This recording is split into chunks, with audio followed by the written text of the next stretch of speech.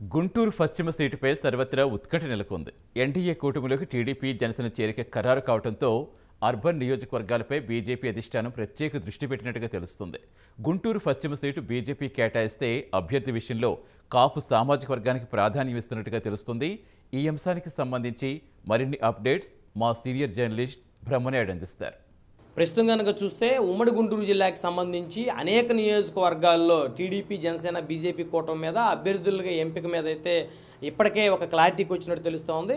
అయితే ఇకపోతే ఈ జిల్లాకి సంబంధించి అటు నరసరావుపేట పార్లమెంట్ అభ్యర్థిగా కమ్మ సామాజిక వర్గానికి చెందిన లావు కృష్ణదేవరాయలకి అయితే టికెట్ కేటాయించే అవకాశం ఉంది తెలుగుదేశం పార్టీ తరపు నుంచి.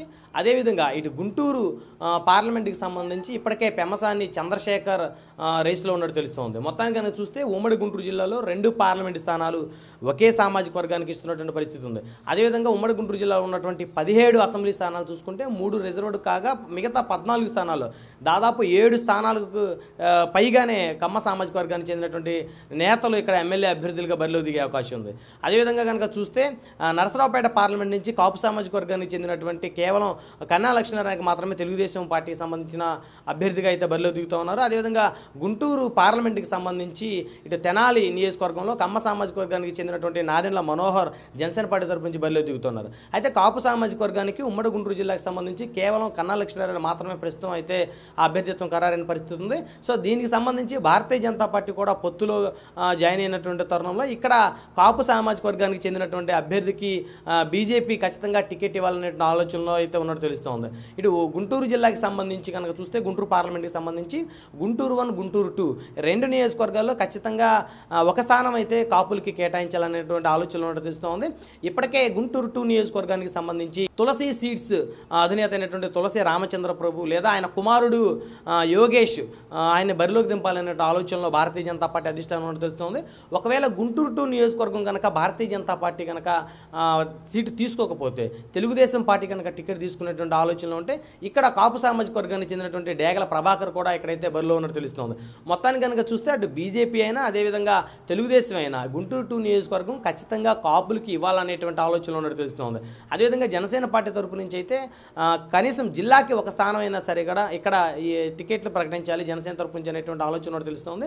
ఇప్పటికే 24 స్థానాలకు సంబంధించి జనసేన పార్టీ పార్లమెంట్కి కొన్ని జిల్లాకి ఒక సీటు అదేవిధంగా పార్లమెంట్కి ఒక సీటు అనే క్రమంలో భాగంగా టికెట్లు కేటాయించింది.